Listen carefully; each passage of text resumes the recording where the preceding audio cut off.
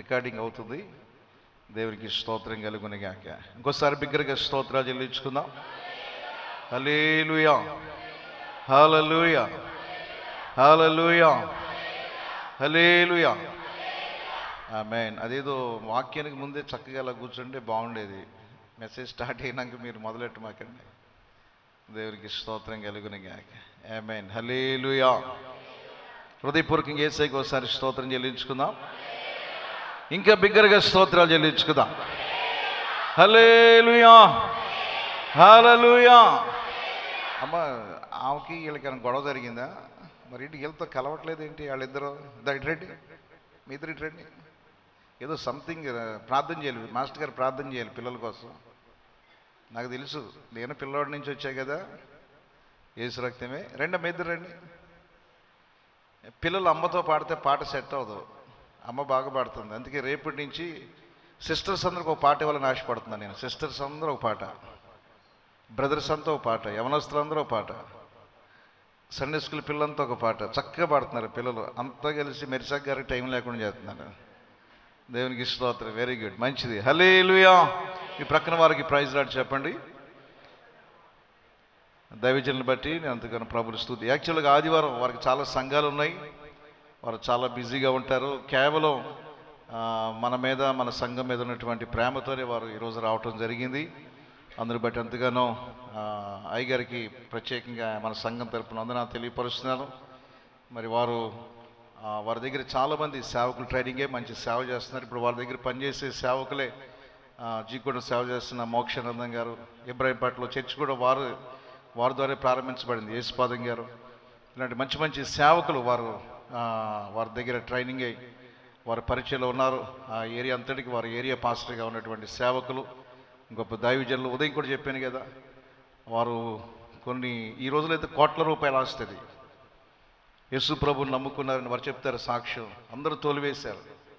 వారిని చంపడానికి ప్రయత్నం చేసేప్పుడు నోయల్ శ్యామలయ్య గారు వారిని భద్రపరి దాచారు.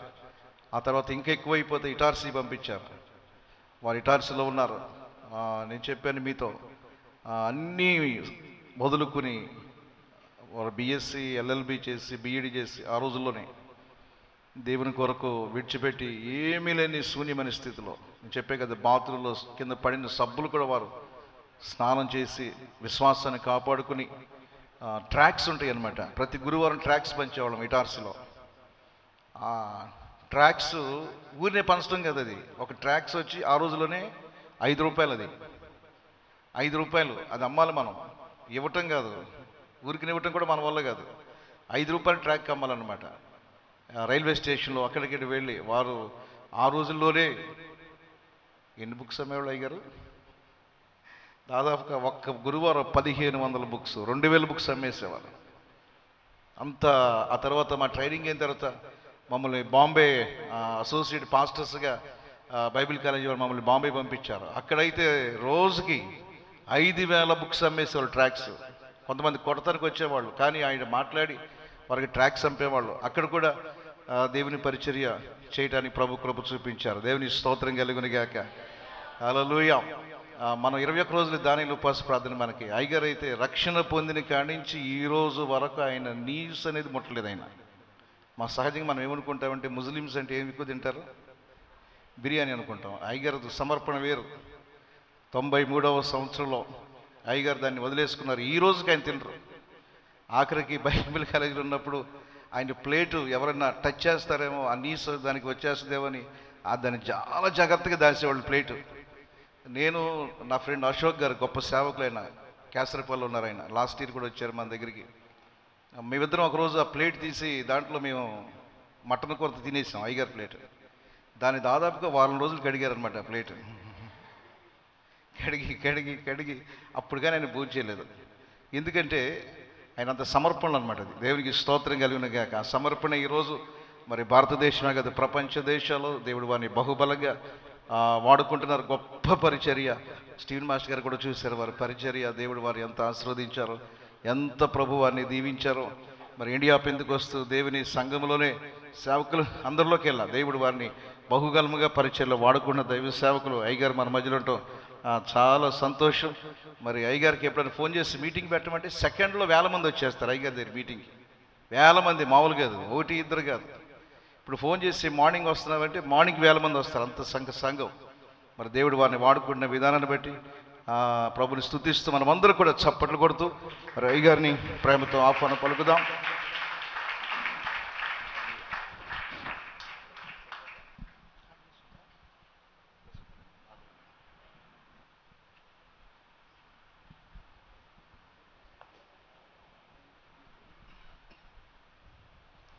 హల్లెలూయా.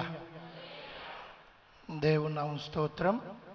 నన్ను ఆహ్వానించిన ఘనులైన దైవజనులు ఫినిష్ అమీరయ్య గారికి, అమ్మగారికి, వారి కుటుంబానికి, కూడి వచ్చిన మీ అందరికీ వందనాలండి. మరొకసారి మీతో కలిసి దేవుని నామాన్ని ఘనపరచడానికి దేవుడు నాకు ఇచ్చిన ఈ భాగ్యాన్ని బట్టి నేను చాలా సంతోషిస్తున్నాను. అయ్యగారు చెప్పినంత గొప్పవాడినైతే కాదు, ఎందుకంటే ఆ ప్రేమతో అయ్యగారు అలా చెప్తున్నారు. కానీ నేను వారికంటే అన్ని విషయాల్లో వయసులో పెద్దోడేమో కానీ అన్ని విషయాల్లో చిన్నోడిని. వయసులో మాత్రం నేను పెద్దోడిని అయ్యగారి కంటే. కానీ దేవుని మహాకృప, ఇది మా బంధం ఈనాటితో కాదు, బైబిల్ కాలేజీలోనే ఏర్పడలా. వాళ్ళ నాన్నగారు అయ్యకయ్య గారు ఉన్నప్పటి నుంచి కూడా వాళ్ళ కాళ్ళ దగ్గర కూర్చొని ఈ వాక్యాన్ని నేర్చుకున్నా. పెద్దయ్య గారు, నేను బందరు చాలాసార్లు వచ్చాను అయ్యగారు ఉన్నప్పుడు. అయ్యగారు మా దగ్గరకు వచ్చారు, మా మీటింగ్లకు వచ్చేవాళ్ళు. అయ్యగారు కొన్ని విషయాలు చెబుతుంటే నేర్చుకున్నాం మేము. నిజంగా అలాంటి గొప్ప దైవజనుల దగ్గర నేర్చుకోబట్టే ఈరోజు మేము ఇంకా ఈ స్థితిలో ఉన్నాం. దీనికి మా తెలివో, మా జ్ఞానమో, మా భక్తో కాదు, కానీ మా పితరులైన పెద్దలైన దైవజనుల ఆశీర్వాదం ఇది. అలాగే మీరందరూ చేసే ప్రార్థన, ఇది మా జీవితాలకు తోడుగా ఈరోజు వరకు ఉంటుంది. హల్లెలూయా. ఏది ఏమైనా మళ్ళీ ఉపవాస ప్రార్థనలో కలుసుకోవడం నాకు చాలా సంతోషంగా ఉంది. పోయినసారి నన్ను చూసారా? చూడని వాళ్ళు చేయొద్దని, మేము చూడలేదు అన్నవాళ్ళు కొద్ది మందే ఉన్నారు. అంటే అందరూ చూసిన వాళ్ళే. ఓకే, మీరు నన్ను గుర్తుపెట్టుకున్నారు, నన్ను క్షమించండి. మిమ్మల్ని నేను గుర్తుపెట్టుకోవాలా, ఎందుకంటే మీతో మాట్లాడిన టైం ఉండదు కదా. ఇలా చూస్తాను, వెళ్ళిపోతాను. నేను ఏదైనా మనందరం ఒక కుటుంబం, మన తండ్రి పరలోకపు దేవుడు, ఆయన నామాన్ని ఘనపరచని మనందరం. మీరందరూ ఈ ఉపవాస ప్రార్థనలో పాల్గొంటున్నందుకు నేను చాలా సంతోషిస్తున్నాను. మాకు కూడా రాత్రి ఆల్ నైట్ ప్రేయర్ అయిపోయింది. నాకు నిద్ర లేదు, నాకు నిద్ర వస్తుంది కానీ పడుకోలేదు. మీకు నిద్ర వచ్చేదాకా చెబుతా. దేవునికి స్తోత్రం. హల్లెలూయా. ఈ సమయంలో వాక్య ధ్యాన నిమిత్తం పరిశుద్ధ గ్రంథమైన బైబిల్లో నుండి నిర్గమకాండం 24వ అధ్యాయం, నిర్గమకాండము 24వ అధ్యాయము 16వ వచనం కానుంచి 18వ వచనం వరకు చదువుకుందాం.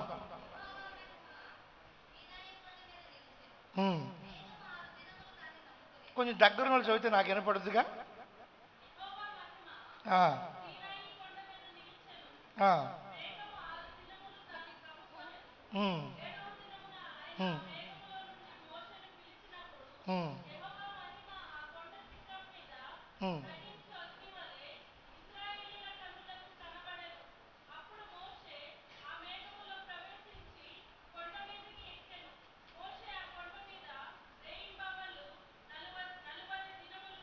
ఆమేన్. హల్లెలూయా.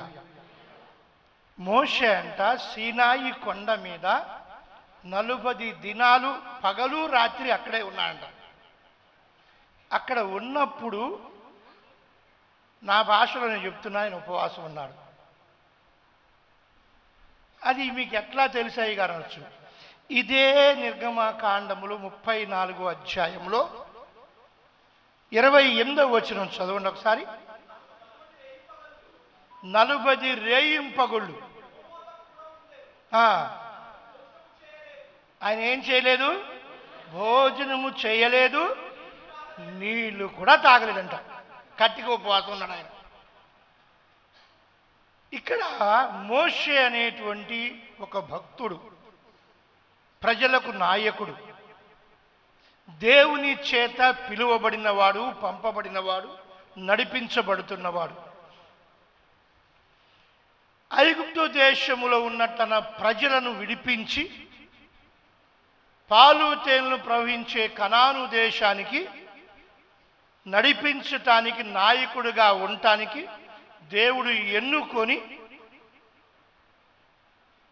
ప్రజలందరినీ ఆయన నాయకత్వంలో నడిపిస్తున్నాడు దేవుడు. అలా నడిచే యాత్రలో, వారి ప్రయాణములో సీనాయి అనే ప్రాంతానికి చేరారు.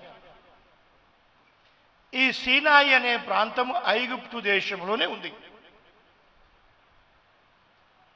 ఈ సీనాయి కొండ చాలా ఎత్తైన కొండ, చాలా ఎత్తైన.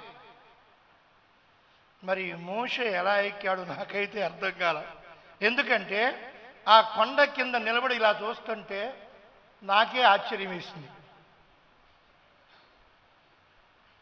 ఎక్కడంటే ఇశ్రాయేలు ప్రజలు దూడం చేసుకొని దేవునికి వ్యతిరేకంగా బతికి చనిపోయారే, ఆ స్థలం దగ్గర నిలబడి ఆ కొండ వైపు చూస్తుంటే ఎంత ఎత్తులో ఉందో అది.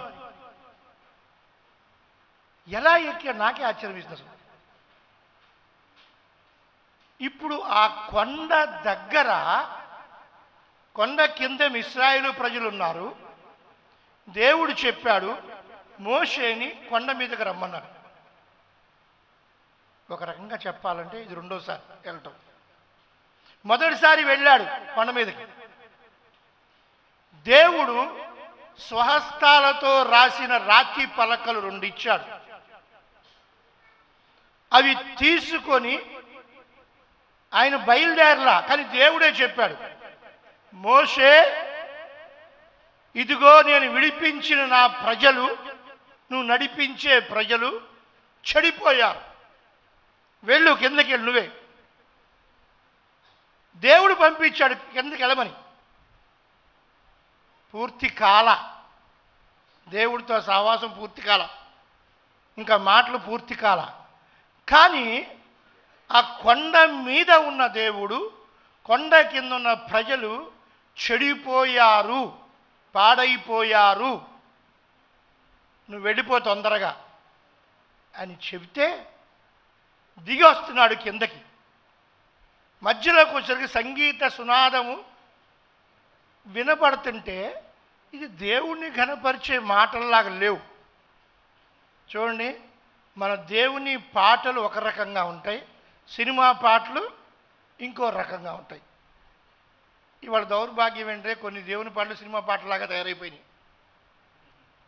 అందుకే అంటాడు ఇది దేవుని ఘనపరిచే సంగీతం లాగా లేదు అని చెప్పేసి గ్రహించుకొని ఇంకా కిందకి దిగి చూస్తే ప్రజలు మత్తులైపోయి దూడం చేసుకొని వాళ్ళు నాట్యం ఆడుతున్నారు, కేకలేస్తున్నారు, మధ్యతో మత్తులైపోయి ఉన్నారు, ఆ దూడ చుట్టూ తిరుగుతున్నారు. అది చూసిన మోషే ఆ 2 పలకలు 10 ఆజ్ఞలను పగలగొట్టేసాడు, కింద పడేసాడు. కోపం వచ్చింది. అది మీ అందరూ తెలిసిన సంఘటన, దాని గురించి పెద్ద వివరించవసరం లేదు. అక్కడ రావటం, వాళ్ళకి గద్దించటం, దేవుని పక్షం ఉండే వాళ్ళు ఆయోపు చేసేయండి, లేని వాళ్ళు అలాగే ఉండిపోమంటే ఆ మైకం దిగలే. ఎవరికి దిగిపోయిన వాళ్ళేమో వచ్చేసారు, దిగని వాళ్ళేమో రాలేదు, వాళ్ళు చనిపోయారు. ఆ దూడను కాల్చేశాడు అక్కడ, బంగారపు దూడది. అది ఒక రాతి మీద పెట్టిలు నాట్యం ఆడుతుంటే ఆ రాతి మీద ఉన్న దూడని మోషే తగలబెట్టేశాడు. అది కాలిపోయి దాని అచ్చు ఆ రాయి మీద ముద్రపడింది. దూడ షేపు ఆ రాతి మీద మనం ఇప్పటికీ చూడొచ్చు. ఎవరిని వెళ్ళారా? సీనాయి కొండ దగ్గర వెళ్ళినారా?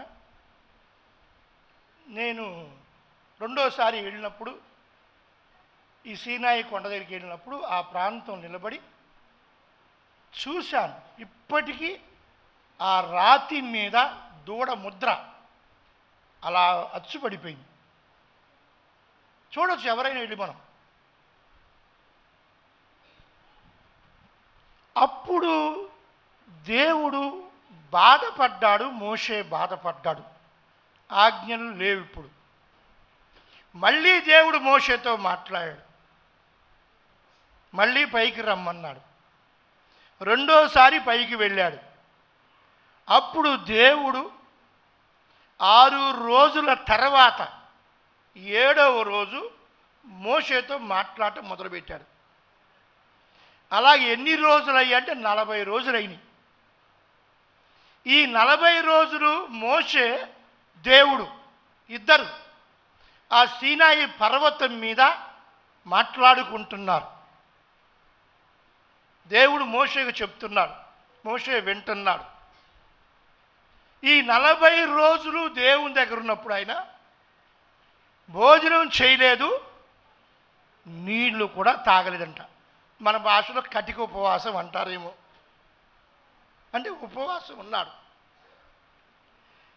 ఆ 40 రోజులు అక్కడ ఉన్నప్పుడు దేవుడు మోషేతో మాట్లాడిన మాటలు, ఇశ్రాయేలు ప్రజలు ఎలా నడుచుకోవాలి, ఏం చేయాలి, ఎలా జీవించాలి, వాళ్ళ జీవన విధానం, భక్తి విధానం ఎలాగుండాలి, అవన్నీ చెప్పాడు.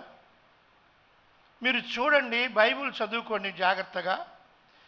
దేవుడు ప్రజలతో మాట్లాడాలి అంటే ఎవరితో మాట్లాడేవాడు? ముందు మోషేతోనే మాట్లాడేవాడు. మోషేకు దేవుడికే ఎక్కువగా సన్నిహిత సంబంధం. ఈ మోషే దేవుడు చెప్పిన మాటలు ప్రజలకు చెప్పేవాడు. అంటే దేవుడు ప్రజల మధ్యలో వాళ్ళతో సంబంధం కలిగి ఉండటానికి ఇష్టపడలా. మోషేతోనే మాట్లాడేవాడు. ఈ రెండోసారి వెళ్ళిన తర్వాత దేవుడు మోషేకి చెప్పిన మాట ఏంటంటే, నేను మీ అందరి మధ్యలో ఉంటా, మీతో ఉంటా, నా ప్రజలతో ఉంటా నేను అని చెప్పేసి దేవుడు నిర్ణయించుకొని మోషేకు చెప్పాడు. మోషే, నీవు ఒక మందసాన్ని చెయ్యి. ఇది 25వ అధ్యాయంలో 10వ వచనం ఒకసారి చదవండి.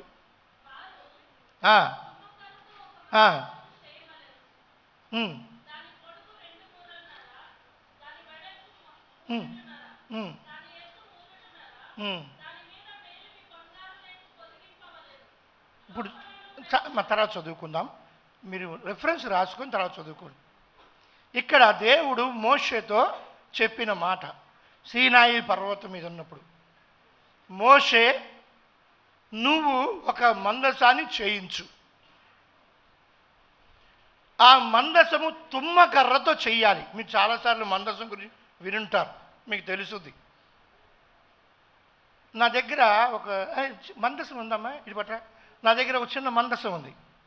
నేను ఇశ్రాయేల్ దేశం వెళ్ళినప్పుడు దాన్ని కొన్నాను. అది మీకు చూపిస్తాను, అంటే జస్ట్ ఐడియా కోసం.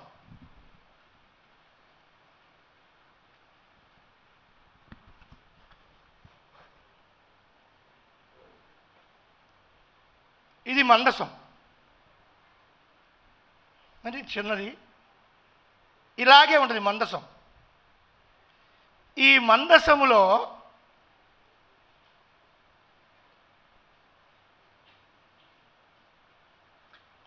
మూడు ఉంటాయి. ఏమేమి ఉంటాయి? మూడు మీ అందరూ తెలుసు కదా. 10 ఆజ్ఞలు కలిగిన 2 రాతి పలకలు.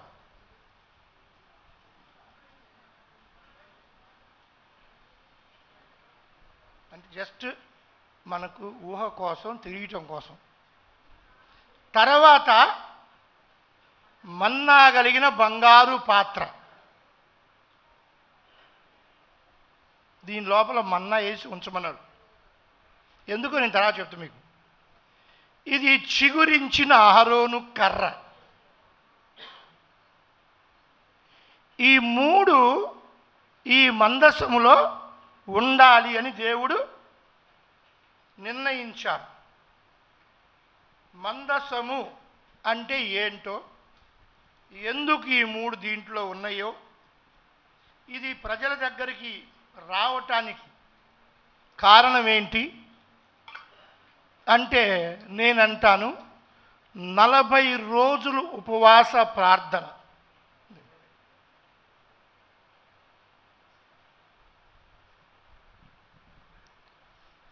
మోషే ఉపవాస ప్రార్థన అంటే 40 రోజులు దేవుడితో ఉపవాసములో ఉండి గడిపినందుకు దేవుడు ఒక నాయకుడు, లక్షలాది మంది ప్రజలు నడిపించే నాయకుడు ఉపవాసం ఉండి దేవునితో గడుపుతున్న సందర్భంలో దేవుడి హృదయంలో వచ్చిన ఒక మార్పు ఏంటయ్యా అంటే, ఈ నాయకునితో పాటు ఆ ప్రజలతో కూడా నేను ఉంటాను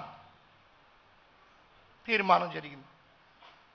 ఉండటం కోసం వాళ్ళతో ఉండాలనే ఉద్దేశంతో మందసం అనే దాన్ని తయారు చేయించాడు. మందసము అంటే మనకు గుర్తుకొచ్చేదంటే ఇశ్రాయేలు ప్రజలు ఎక్కడికి వెళ్ళిన వాళ్ళ ప్రయాణంలో వాళ్ళ ముందు ఏముండేది?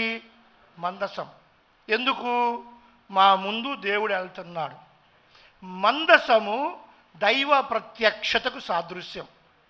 అంటే మందసము దైవత్వానికి గుర్తు. మందసం ఉంది అంటే దేవుడు ఉన్నట్లే అని వాళ్ళ భావన. కాబట్టి మందసము ఈజుకొల్లు దేవుడు. ఇప్పుడు దేవుడు ఆ మందసమనే దాని రూపంలో ఇశ్రాయేలు ప్రజల మధ్యలో ఉండాలని, వాళ్ళతో ఉండాలని కోరుకున్నాడు.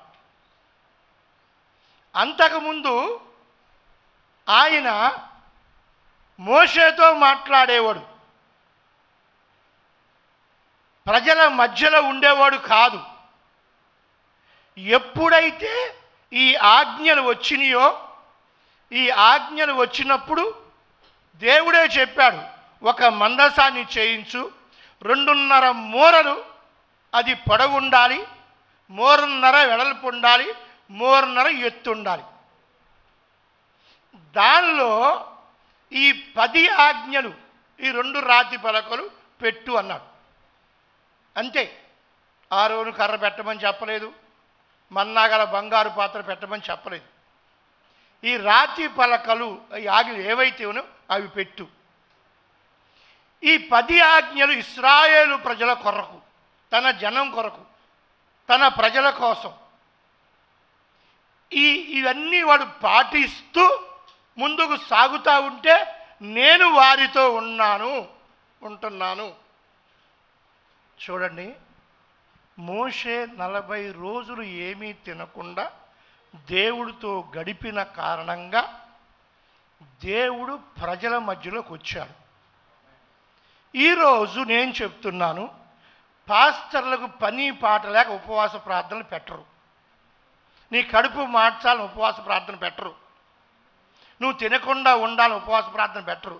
ఎందుకంటే కొంతమంది ఉపవాసం అనంగానే ఎలాగుంటుందండి మొహాలు? చెప్పండి. ఆడు కూతురుద్దే, పాస్టర్ గారికి ఏం పని ఉంది? ఆయన పెడతానే ఉంటాడు. ఆయన పనికి వెళ్తాడా? ఆయన డ్యూటీలకు వెళ్తాడా? రకరకాలుగా మాట్లాడుకొని ఉపవాసం ఉంటేనే దేవుడా, ఉపవాస ప్రార్థన చేస్తేనే భక్తి అవుద్దా, తినిచి ప్రార్థన చేసి దేవుడు ఎండా.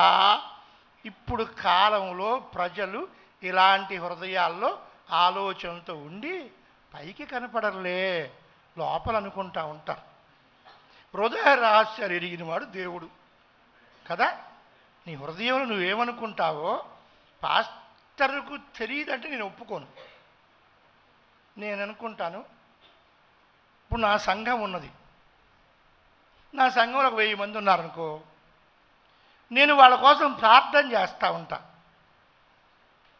ఒక కుటుంబం అబ్రాహం గారి కుటుంబం, అయ్యా దీవించయ్యా, అబ్రాహం గారిని భార్యని 2 కొడుకులు కూతుర్ని దీవించయ్యా అని ప్రార్థన చేస్తున్నప్పుడు దేవుడు ఏమంటాడు తెలుసా? అబ్రహాం కొడుకు చూడు ఎట్లాగున్నాడు అంటాడు దేవుడు. అబ్రహాం కొడుకు చర్చికి వస్తాడు. ఎవరిని అబ్రహాం ఉంటే ఏమనుకోబాకండి, ఇక్కడ ఎవరిని అబ్రహాములు ఉంటే మీ గురించి చెప్పట్లా. ఎందుకంటే ఒక ప్రమాదం జరిగింది నాకు. అంటే ఇది చర్చిలో కాబట్టి మీరందరూ మంచివాళ్ళు కానీ ప్రాబ్లం. నేను ఒక ఓపెన్ మీటింగ్లో వాక్యం చెబుతూ తాగుబోతుల గురించి మాట్లాడుతారు.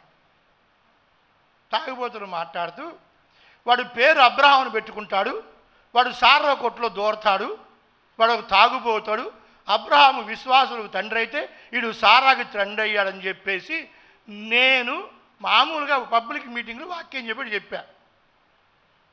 ఒకడింత లావకారు వేసుకొచ్చాడు. ఒరేయ్ నా సంగతి నీకెందుకు రా, నేను తాగుతా అన్నాడు. ఈడెవడరు బాబు అనుకున్నాడు. జనం ఆపారా అన్ని.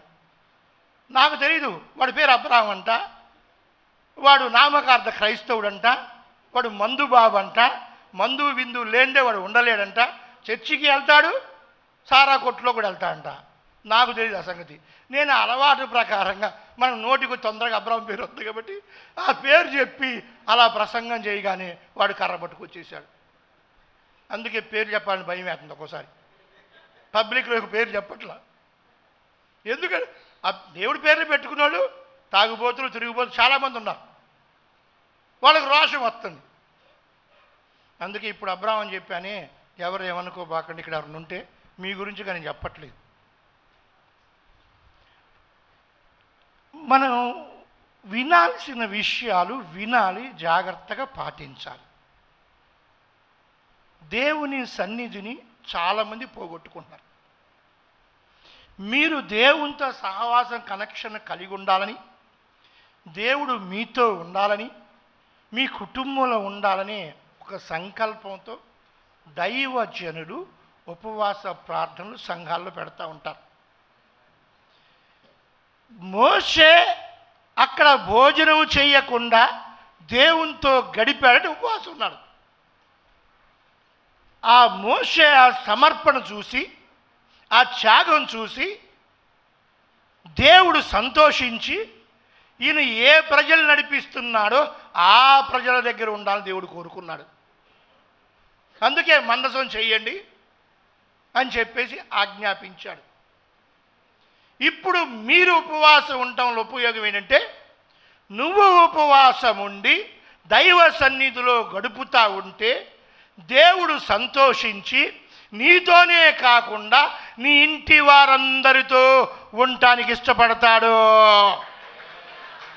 అంటే నీ దేవుణ్ణి నువ్వు ఇంట్లో చేర్చుకోవాలంటే నువ్వు ఉపవాసం ఉండాల. నీ దేవుడు నీ కుటుంబంతో అందరితో ఉండాలి అంటే నువ్వు ఉపవాసం ఉంటూ నేర్చుకోవాల. ఉపవాసం ఉంటే ఏడవకూడదు. ఉపవాసం అంటే మూతి 33 సార్లు వంకరలు తెప్పకూడదు. ఉపవాసం అంటే ఎగిరి గంతేయాలి. ఉపవాసం ఉన్నోడికి ఆరోగ్యం ఎక్కువ ఉంటుంది, చూసుకొని మీరు కావాలండి. ఉపవాసం ఉన్నప్పుడు ఒళ్ళు తేలిగ్గా ఉంటుంది, తెలుసా మీకు? తింటే ఒళ్ళు బరువు ఎక్కుద్ది, తినకపోతే ఒళ్ళు తేలికైపోద్ది, స్పీడ్గా నడవగలం, బాగా ఆరోగ్యం ఉంటాం ఉపవాసం ఉంటే. కానీ బాగా తిన్నాం అనుకో మత్తెక్కి, ఇవాళ ఆదివారం చూడండి ప్రార్థన కొంతమంది వస్తారు ముందే, వాళ్ళు ఏం చేస్తారు తెలుసా, చికెను మటన్ వండుకుంటారు, ఇంటికి వెళ్ళేసరికి ఉంచుతారు లేదు అని చెప్పేసి ముందే గబగబా ఒక 10 ముక్కలు వేసి కలిపేసుకుని తినేసేసి అమ్మయ్య అని చర్చికి వచ్చి కూర్చుంటారు. కూర్చున్న కాంచి కునికిపాట్లు పడతా ఉంటారు. కారణం ఏంటి? కారణం ఏంటి చెప్పండి? బైబిల్లో దేవుడు చెప్పాడు, మాంసం అంట నిద్రమత్తుని కలువ చేసింది, బైబిల్ రాయించాడు. మనం వచ్చి పడుకుని తప్పు నీది కాదు, నువ్వు తిన్న మాంసాన్ని, అంతే కదా. ఇంకొంతమంది ఉంటారు తినొచ్చినోళ్ళు, ఆదరబాదర కంగారు టైం అయిపోతుందని చెప్పేసి కంగారు కాగది ఆ ముక్క అక్కడ ఎత్తారు. అది ఎక్కడో పళ్ళ సందులో చిన్న ముక్క ఇరుక్కుంటుంది. ఇంతే, మన పండ్ల సందు ఎంత ఉంటుంది, ఏలంత ఉంటుందో ఉండదు, ఇంతే. అది ఎక్కడో పంటలో ఇరుక్కుంటుంది. కంగారు చర్చకొచ్చి కూర్చుంటాం, కూర్చున్న కాడ నుంచి అక్కడ ఇరుక్కున్న దాన్ని ఏం చేస్తావు చెప్పండి? ఉంటే ఉంది, వదిలేస్తావా? వదిలేయం. నువ్వు వదిలేసినా నీ నాలుగు వదిలిపెట్టదు, అవునా? అదేం చేస్తుంది? పొద్దాకు తీయటానికి ప్రయత్నం చేస్తావు, అది రాదాయే. అప్పుడేం చేస్తావు? పిన్నీసుంటే పిన్నీసో అది పొల్లో ఏదో ఒకటి తెచ్చుకొని ఇట్ట పొడుచుకొని, పొడిస్తే బయటకు వచ్చింది ఎండ్రుకు అంత మందం కూడా ఉండదు కదా. దాన్ని నువ్వు అంటావా? మళ్ళీ అంటే అంత ఇష్టం మాంసం అంటే మనకి, అవునా కదా? ఆ చిన్న ముక్కని కూడా పానీయం బయటికి తీసి వచ్చేదాకా ప్రయత్నించి వచ్చిన తర్వాత కూడా అని అమ్మయ్యా అంటే వచ్చి కూర్చున్నావు, ఏం చేస్తున్నావు? ఏం వాక్యం వింటున్నావు? ఎక్కడ శ్రద్ధ ఉంది నీకు అని దేవుడు అడిగితే ఏం చెప్తాం మనం? చెప్పండి. శుభ్రంగా ఉపవాసం ఉన్నాను అనుకో, ప్రశాంత చూడండి, తింటే నిద్ర బాగా వస్తుంది, తినకపోతే మీరు చూడండి, కావాలంటే ఏమనుకోబాకండి, భార్యాభర్తలు పోట్లాడుకున్నారనుకో, చికెన్ కూర వండిన తర్వాత తేడా వచ్చి అరుచుకున్నారనుకో, ఆ చికెన్ కూర అక్కడ పెట్టేశారు, ఇద్దరు అలిగి మంచాలు ఎక్కేశారు, ఎవరు తింటలా, పడుకుంటారు ఇద్దరు. నిద్ర పట్టుదా? నిద్ర రాదు. ఎందుకంటే లోపల కుర్రని శబ్దాలు వస్తూ ఉంటాయి. అంటే లోపల ఆకలేస్తుందని కడుపు చెబుతూ ఉంటుంది. ఆ శబ్దం అదే. తిన్న వాళ్ళకి తెలుసుది. అన్నం తినకుండా ఉన్న వాళ్ళకి తినే టైం వచ్చేసరికల్లా కడుపులోంచి కేకలు వినబడతా ఉంటాయి, కుర్రని శబ్దాలు వస్తూ ఉంటాయి. నిద్ర పట్టదు. అటు మసులుతూ ఇసు తిరగటం, అటు గెలుతా, నిద్ర రాదు, మసులుతూ ఉంటారు. అదే తిన్న తర్వాత చూసుకో, మంచం ఎక్కగానే గొర్రె పెట్టేస్తారు. తినకపోతే నిద్ర రాదు, నిద్ర ముచ్చి దూరం అయిపోద్ది. నువ్వు ఉపవాసములో ఉన్నప్పుడు మత్తులో ఉండవు, చురుగ్గా ఉంటావు, హుషారుగా ఉంటావు. దేవునితో నీ కనెక్షన్ ఎక్కువైపోద్దప్పుడు చెప్పే ప్రతి మాట లోపలికి వెళ్ళిపోతూ ఉంటుంది. దైవ ప్రత్యక్షతల కోసం ఉంటావు. ఎందుకంటే తింటే నిద్రపోతే ఏముందండి? చాలామంది వాళ్ళ క్రైస్తవులు సాక్ష్యాలు చెబుతూ ఉంటారు. రాత్రి నేను పడుకుంటే నా గుండెల మీదకి వచ్చి కూర్చుంది, నా మెడకాయ అమ్మో నాకు ఊపిరి రాలేదు, నా కోసం మీరందరూ ప్రార్థన చేయండి. గుళ్ళో సాక్ష్యం చెబుతుంది ఒక విశ్వాసి. రాత్రి కళ్ళకు దెయ్యం వచ్చిందంట, గుండెల మీద కూర్చుందంట, మెడకాయ పిసుకుతుందంట. ఎప్పుడు సాక్ష్యం చెప్పినా ఈ దెయ్యాలు గోలే.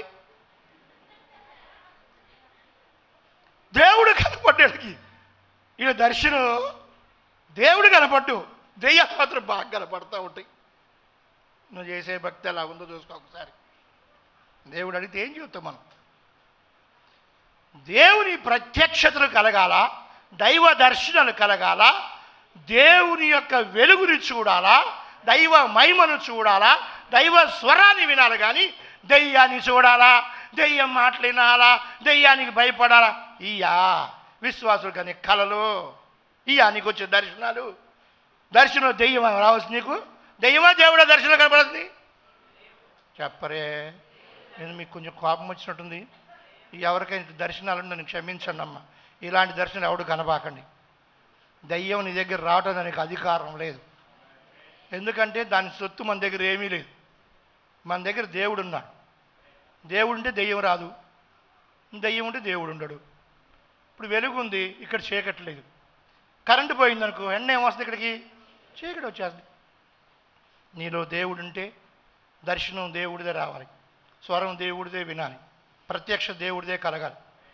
నువ్వు దేవుని బిడ్డవైతే గుర్తుపెట్టుకో. దెయ్యాల కళ్ళు, దెయ్యం వచ్చింది, ఊపిరాని లేదు, నా గొంతు నొక్కేసింది, అమ్మో అయ్యో తట్టుకోలేకపోయాను, అయ్యారు ప్రార్థన చేయండి. నీ దెయ్యాలతో సావాసం చేస్తే దెయ్యం రాకపోతే ఏమవుతుంది నీ దగ్గరికి? ఆలోచించండి ఒకసారి. అందుకే ఉపవాసం ఉండాలా. ఉపవాసం ఉంటే దేవుడు నీతో ఉంటాడు. ఆ దేవుడు నీ ఉపవాసాన్ని మెచ్చి నీ కుటుంబంతో ఉండాలనుకుంటాడు. నీ ఇంట్లోకి వచ్చేస్తాడు. ఇశ్రాయేలు సర్వ సమాజం మధ్యకు వచ్చేసాడు మందసం రూపంలో.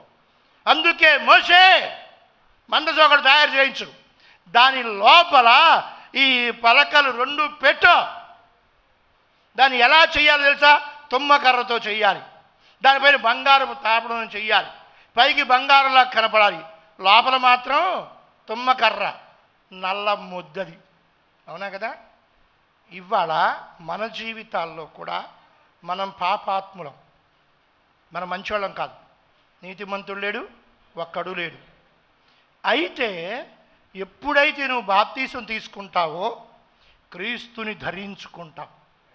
ఇక నువ్వు కాదు కనబడాల్సింది, నిన్ను చూసిన వాడు క్రీస్తుని చూసినట్లు ఉండాలి. నిన్ను చూడగానే చర్చికి వెళ్ళే బిడ్డరా అనాలి, ఈయన చర్చికి వెళ్ళే పిల్లోడరా అని చెప్పాలి, ఈయన భక్తుడురా అని చెప్పాలి. నేను తెల్లవారుజాము 4 గంటలకి గుడివాడలో ఫస్ట్ బస్సు ఎక్కా మీటింగ్కి వెళ్ళటానికి. ఫస్ట్ బస్సులో ఎక్కి కూర్చున్నా. నా వెనకాల సీట్లో ఇద్దరు కూర్చున్నారు. నేను టీ షర్ట్ మీద ఉన్నా, జీన్స్ ప్యాంట్, ఇప్పుడు కాదు 20 సంవత్సరాల క్రితం మాట నేను చెప్పింది. జీన్స్ ప్యాంట్ టీ షర్టు ప్రయాణంలోది ఉన్నా. నా వెనకాల కూర్చున్న ఆయన ఇలా కొడుతున్నాడు నన్ను. ఏంటయ్యా? అయ్యా మీరు పాస్టర్ గారా అని అడిగాడు. టీ షర్ట్ వాడు జీన్స్ ప్యాంట్ వాడు పాస్టర్ గారు అనుకుంటాడు ఎవడన్నా అసలు? మీరు పాస్టర్ గారా అన్నాడు. అవునయ్యా ఏంటండి? అయ్యా నాకేంటో కడుపు బాగుపడుతుంది అయ్యా, కొంచెం చిన్న ప్రార్థన చేయండి నా కోసం అన్నాడు. నేను ఆశ్చర్యపోయా. ఆయన ఎవరో నాకు తెలియదు. ఆయన మీరు పాస్టర్ గారయ్యా అని అడిగి ప్రార్థన చేయించుకున్నాడు. నేను అడిగా ఆగలేక, నేను పాస్టర్ నీకు ఎడ తెలుసు అని అడిగా. అయ్యా మిమ్మల్ని చూస్తుంటే నాకు ఎందుకు ఆ సిలువ కనపడుతుంది అయ్యా, యేసుప్రభు కనపడుతున్నాడు అయ్యా అన్నాడు. ఊరిని తెల్లవారుజాము 4ంటికి సిలువ చూసేవాడివి, దాంట్లో యేసుప్రభుని చూసేవాడివి, ఈ జీన్స్ ప్యాంట్ వేసుకునేవాడు పాస్టర్ అనుకునేవాడు. నిజంగా నీకు దేవుడు ఆత్మ ఉందయ్యా. అప్పుడు ప్రార్థన చేశా. 10 నిమిషాల్లో తగ్గిపోయింది. సంతోషించాడు. 100 రూపాయలు కానుకిచ్చాడు. తెల్లవారు 4ంటికి 100 రూపాయలు ఇచ్చాడు. దేవుడి కార్యాలు అలా ఉంటాయి. నిన్ను చూస్తే దేవుణ్ణి చూసినట్టుగా ఉండాలి. ఇప్పుడు ఈ మందసము తుమ్మ కర్ర నీకు నాకు సాదృశ్యం. అది దానిపైన మెరిసే బంగారం ఉందే, అది మన ప్రభువు మహిమ. అంటే దేవుడు మనను ఆవరించి మనతో ఉండాలని ఆశని, అది దానికి సాదృశ్యంగా. నేను మందసం గురించి ఎక్కువ చెప్పడానికి లేను, దాన్ని వర్ణించడానికి లేను, నిర్మాణం చెప్పట్లేదు. ఈ మందసము దైవ ప్రత్యక్షత, దైవ సన్నిధి అంటానికి గుర్తుగా మీకు చెప్తున్న ఈ మాట. ఈ మందసము మీరు ఆలోచన చెయ్యండి. ఈ మందసములో 2 రాతి పలకలు అంటే 10 ఆజ్ఞలు, దేవుడిచ్చినటువంటి ఇశ్రాయేలు ప్రజలకు ఇచ్చిన 10 ఆజ్ఞలు దాంట్లో ఉంటాయి. అవి వాళ్ళు పాటిస్తూ వాళ్ళ జీవితాన్ని కొనసాగిస్తూ ఉంటే దేవుడు వారితో మాట్లాడుతూ ఉంటాడు, వాళ్ళని కాపాడుతూ ఉంటాడు, వాళ్ళని దీవిస్తూ ఉంటాడు. ఆ 10 ఆజ్ఞల ప్రకారం నడుచుకోకపోతే వీళ్ళు నష్టపోతూ ఉంటారు, శ్రమల పాలవుతూ ఉంటారు. అంటే దేవుడు మన మధ్యలో ఉండి చెప్తున్నాడు, ఇదిగో నేనున్నాను అంటే ఇప్పుడు ఈ గ్రంథం మన దగ్గర ఉంది. ఈ వాక్యమే దేవుడై ఉన్నాడు. అవునా కదా? బైబుల్ నీ దగ్గర ఉందంటే దేవుడు నీ దగ్గర గుర్తుపెట్టుకో. ఈ వాక్యమే దేవుడై ఉన్నాడు అంటే దేవుడు నీ దగ్గర ఉన్నాడు. మరి ఈ వాక్యము నీ దగ్గర ఉన్నప్పుడు ఈ వాక్య ప్రకారం నువ్వు నడిస్తే నిక్షేమం కలుగుద్ది, నీకు ఆశీర్వాదాలు వస్తాయి, నువ్వు దీవించబడతావు. ఇది ఉంది కానీ దీని ప్రకారం నువ్వు నడవలేదనుకో నువ్వు నష్టపోతావు. చాలామంది ఏమనుకుంటారు తెలుసా? ఈ బైబులు దేవుడని నమ్ముతారు చాలామంది, అందుకే పీడకల్లొత్తే నెత్తికి దిండ్లో పెట్టుకుంటారు చాలామంది. అంటే ఇది నెత్తి కింద ఉంటే దేవుడు నెత్తి కింద ఉన్నాడు అని చెప్పేసి ఫీల్ అయిపోతారు. ఒక్కోసారి బైబిల్ పెట్టుకున్నా దెయ్యం వచ్చి కూర్చోంటుంది మన దగ్గర. ఎందుకని? నువ్వు దేవుడి మాట ప్రకారం బతకట్లేదు కాబట్టి, దాని మాట ప్రకారం ఉంటున్నా కాబట్టి అది వచ్చి నిలబడి అంటది. ముందు ప్రభువుకు దండం పెట్టిద్దంట, అయ్యా నీకు వందనాలయ్యా అంటదంట. ఏంటి వచ్చావు ఏంటంటే, అయ్యా ఈడు నిన్ను కలిగి ఉన్నాడు కానీ ఈడన్నీ నా పనులు చేస్తున్నాడు అయ్యా, అందుకే కాస్త ఈడికి నాకు కనెక్షన్ ఉందయ్యా, వీడి దగ్గర కాస్త నేను ఉంటాను, కాస్త నన్నే వనబాకయ్యా అని దండం పెట్టిద్దంటది.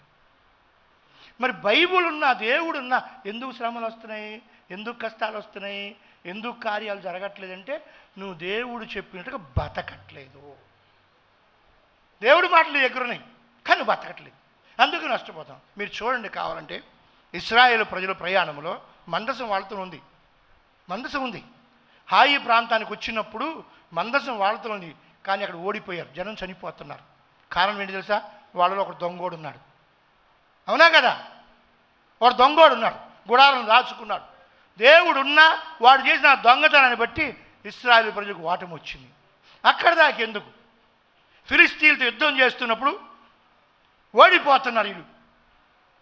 అప్పుడు ఆలోచించారు, అరే మందసం లేకుండా వచ్చాం మనము, అందుకే మనం ఓడిపోతున్నాము, అరే మందసం తొందర తీసుకురంటారని పంపించారు. షిలోహు దేవాలయంలో మందసం ఉంది, వెళ్ళారు, మందసాన్ని మోసుకొచ్చారు, పెట్టారు. మందసం రాగానే ఇశ్రాయేలు ప్రజలు హుషారు, గంతులు, కేకలు వేస్తున్నాడు. ఫిలిష్తీయులు గుండెలు రాడుపడ్డాయి. ఏంటి ఎంత సంతోషం కేకలేస్తున్నా అంటే, ఒకడన్నాడు, అయ్యా మన పని అయిపోయింది అయ్యా, వాళ్ళ దేవుడు వచ్చేసాడు ఇక్కడికి అని చెబుతున్నాడు. ఫిలిష్తీయులు భయపడిపోయారు మందసం రాగానే. వాళ్ళు అంటున్నారు, వాళ్ళ దేవుడు వచ్చేసాడు, మందసం వచ్చి దేవుడు వచ్చేసాడు. వాళ్ళ నాయకుడు అన్నాడు, అరే భయపడబాకండి, ధైర్యం తెచ్చుకోండి రా, భయం పడితే మనం ఓడిపోతాం, ధైర్యం పోరాడండి, ఇశ్రాయేలుతో పోరాడండి అని వాళ్ళు బలపరిచాడు. యుద్ధం జరిగే టైం మీరు చూడు, ఇది మందసం అనుకోండి, కొడుకులు ఇద్దరు నిలబడ్డటగా. ఎవరు వాళ్ళ పేర్లు చెప్పగలరా? హోస్ని, ఫీనెహాసు. ఎవరు కొడుకులు? ఏలీ కొడుకులు, యాజకుడు కొడుకులు, అయ్యగారి కొడుకులు, పాస్టర్ గారి పిల్లలు ఇద్దరు. ఈ మందసం ఏంటి యుద్ధం చేయడే పట్టుకొని ఇక్కడ నిలబడ్డారు. ఆడొకరు ఇటు పక్క, వాళ్ళు యుద్ధం చేస్తున్నారు. మందసం లేక ముందు చచ్చిపోయిన వాళ్ళకంటే మందసం వచ్చిన తర్వాత చచ్చిన వాళ్ళు ఎక్కువైపోయారు. తెలుసా మీకు? చివరికి ఈ మందసం దగ్గర వీళ్ళిద్దరు కూడా చచ్చారు. మందసాన్ని ఫిలిష్తీయులు ఎత్తుకెళ్ళిపోయారు. మరి మందసం వస్తే ఫిలిష్తీయులు భయపడ్డారు. అమ్మ వాళ్ళు దేవుడు వచ్చాడు అని వాళ్ళు భయపడ్డారు. ఇక వాళ్ళకి ఓడించలేమనుకున్నారు. కానీ ఇప్పుడు వాళ్ళు ఓడిపోతున్నారు. కారణం ఏంటో తెలుసా? యాజకుని కుమారులైనా పాస్టర్ గారి పిల్లలైనా వీళ్ళిద్దరు దుర్మార్గులు. ఎంత దుర్మార్గులు అంటే దేవుని మందిరానికి వచ్చే వాళ్ళతో మీకు అందరూ తెలుసు ఆ విషయాలు. వాళ్ళని బట్టి మందసం అయితే ఉంది, కానీ మందసం దగ్గర ఉన్నవాళ్ళు ఉన్నారే వాళ్ళు సరైన వాళ్ళు కాదు. అందుకే మందసం ఉన్నా ఇశ్రాయేలు ఓడిపోయారు, ఎక్కువ మంది చనిపోయారు. మందసం కూడా వెళ్ళిపోయింది, తీసుకెళ్ళిపోయారు, వీళ్ళిద్దరు చచ్చిపోయారు. ఈ వార్త వెళ్ళి అయ్యగారు చెప్తే, అయ్యగారు అసలే భారీ మనిషి, ఆయన కూర్చోటి నిలబడటమే కష్టమైన ఆయన వెనక్కి పడిపోయి మెడరిగి చచ్చిపోయాడు. ఒక కోడలు కనలేక ఆమె ఎంత వినాశనం జరిగిందో చూడండి. కారణం ఏంటో తెలుసా? దేవుడు ఉన్నా కూడా దేవుని పద్ధతిలో జీవించకపోవటం వల్ల, దేవుని మాట ప్రకారం బ్రతకడం వల్ల. నా దగ్గర బైబిల్ ఉంది, నేను చర్చికి వెళ్తాను, సందాలు వేస్తాను, అన్నీ చేస్తాను. నో, దేవుడు మాట ప్రకారం బ్రతకాల, దేవుడు చెప్పినట్టు జీవించాలి, దేవుడు ఆజ్ఞాపించింది నువ్వు పాటించాలా, దేవుడిని నమ్మాలా. దేవుడు ఏం చెప్తాడో నువ్వు నమ్మాలి, దాన్ని పాటించాలి. అప్పుడే నువ్వు నీతిమంతుడు అవుతావు. లేకపోతే నీతిమంతుడు కాలేవు. బైబిల్ ఉంటే నీతిమంతుడు కాలేవు, చర్చికి వెళ్తే నీతిమంతుడు కాలేవు, సందాయిస్తే నీతిమంతుడు కాలేవు, దశం భావిస్తే నీతిమంతుడు. అవన్నీ దేవుడు ఆజ్ఞ ఇవ్వాలి, కానీ దేవుని మాట వినాలి. ఆ మాట మీద నీకు నమ్మకం ఉండాలి, విశ్వాసం ఉండాలి. అబ్రాహాము దేవుని నమ్మెను, అది అతనికి నీతిగా ఎంచబడెను. ఏం నమ్మాడు అబ్రాహాము? ఏం నమ్మాడు? నేను నీకు సంతానం ఇస్తాను అని చెప్పాడు. ఎవరికైనా సంతోషమే, పిల్లలు ఇస్తా అని చెప్తే ఎగిరి గంతేస్తాం. దేవుడా నువ్వు ఎంత గొప్పడు అయ్యా, అయ్యా నీకు స్తోత్రమయ్యా, నీకు వందనాలయ్యా, అయ్యగారు రేపు భోజనం పెడతాను అయ్యగారు, 10,000 తీసుకోండి. దేవుడు వాగ్దానం ఇచ్చాడు, సంతోషం వచ్చేసింది. ఎదురు చూస్తూ ఉంటాం, ఈ సంవత్సరం 2 సంవత్సరాలు చేస్తూ ఉంటాం, సంతోషం. ఆ మాట సంతోషం, ఆనందం. అబ్రాహాము కదే సంతోషం కలిగింది, ఆనందించాడు. సంవత్సరాలు గడిచి 10 సంవత్సరాల తర్వాత పిల్లోడు పుట్టాడు. దేవుడు చెప్పిన మాట చేశాడు, సంతోషపడ్డాడు. దేవుడి మాట గొప్పగా భావించాడు, దేవుడి మాట మీద విశ్వాసం ఉంచాడు, చాలా గొప్పడే. ఇలాంటి మాటలు ఎవడైనా నమ్ముతాం. దేవుడు మిమ్మల్ని ఆశీర్వదించునుగాక అంటే ఆమేన్ అంటాం. అవునా కదా? అంటారనరా? దేవుని బలహీన తొలగించుగాక ఆమేన్ అంటాం కదా. నీ 10,000 పోవుడు కాక అంటే కోపం వచ్చేది. అవునా కదా? అది నష్టం కదా. నష్టం కలిగించేది ఏది చెప్పినా మనకి ఇష్టం ఉండదు. మనం చెయ్యం. నాకు ఉపయోగకరమైంది, నాకు మేలుకరమైంది, నాకు ఇష్టమైంది, నేను చెయ్యగలిగింది అయితే స్తోత్రం హల్లెలూయా 100 సార్లు అని చెబుతా. ఒకవేళ నాకు నష్టం కలిగేదనుకో, నేను మాత్రము వింటానా మాట? ఉంటానా? చేస్తానా? అబ్రాహాముని ఎందుకు నీతిమంతుడు? నీకు సంతానం ఇస్తానని చెప్పిన మాట నమ్మాడు. 25 ఏళ్ళైన ఎదురు చూశాడు. గుడ్. మాట వినేవాడు, నమ్మకం ఉన్నవాడు. అదే మనిషిని అదేంటి తనకు మేలు కలుగుద్ది, పిల్లలు పుడితే తనకు సంతోషం, ఆనందం. అదే దేవుడు మళ్ళీ అబ్రహాముతో చెప్తున్నాడు, అబ్రహామా నీకు ఒక్కగానొక్క కుమారుడు ఉన్నాడే, ఇస్సాకు నాకు దహన బలిగా ఇచ్చే అన్నాడు. ఇప్పుడు ఈ మాటకు అబ్రహాం ఏం చేయాలి? లేక పుట్టాడు, 25 ఏళ్ళ తర్వాత పుట్టాడు, దొండపండులాగున్నాడు, చక్కగా ఉన్నాడు. మళ్ళీ ఈయన చంపేయమంటాడు దేవుడు.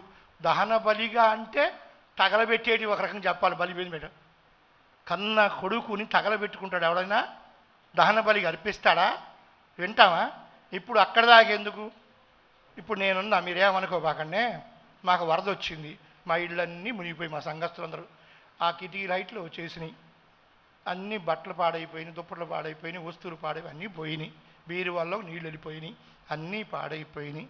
ఇప్పుడు నేనేదో కళ్ళు మూసుకొని అబ్రహాము నీ దగ్గర 50,000 ఉన్నాయంట, దేవుడు ఇచ్చేయమన్నాడు వరద బాధ్యత అన్నా అనుకో, అబ్రహాం కోపం వద్దరాదా?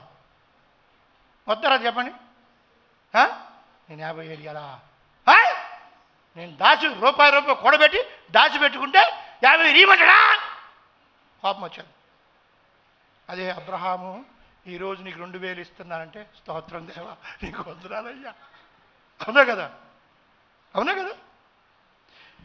నీకు సంతానం ఇస్తాను అంటే సంతోషించాడు.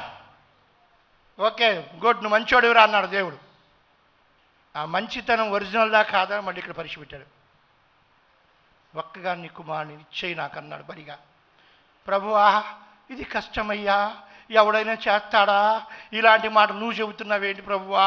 కొడుకును చంపుకోమంటావేంటయ్యా? అసలు నువ్వు దేవుడివేనా? ఇచ్చినోడివి తీసుకోవచ్చా అంటారా? అనరా? అన్నాడా అబ్రహాం? అన్నాడా?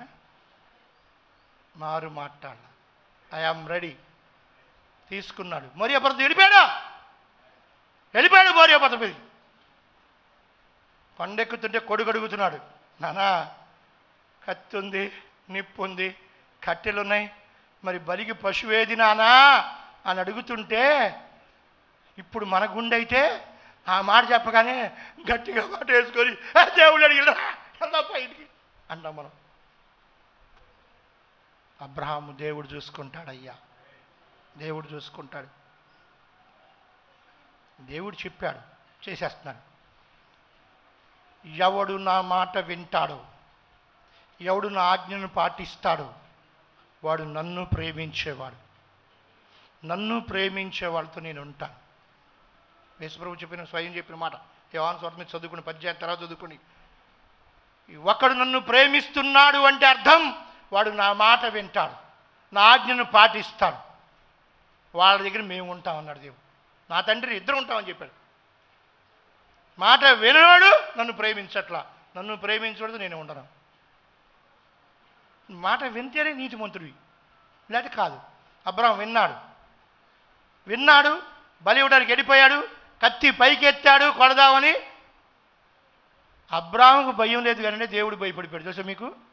అబ్రాహాము భయం లేదు, దేవుడు భయపడిపోయి ఎక్కడ చంపేస్తాడు పిల్లోని అని అబ్రాహ్మా ఆగాగాగు ఒక దూకు కిందకు వచ్చాడు.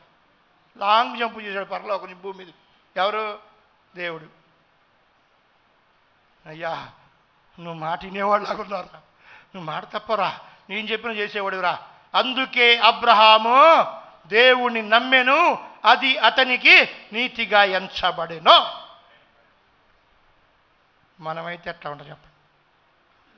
అందుకే బైబుల్ ఉన్నా, బైబిల్లో ఉన్న విధంగా నువ్వు బతికితే, దేవుడు నీతో ఉన్నాడనుకుంటే నువ్వు దేవుడు చెప్పినట్టు వినాలి, ఉండాలి. అప్పుడు నువ్వు అద్భుతాలు చూస్తావు.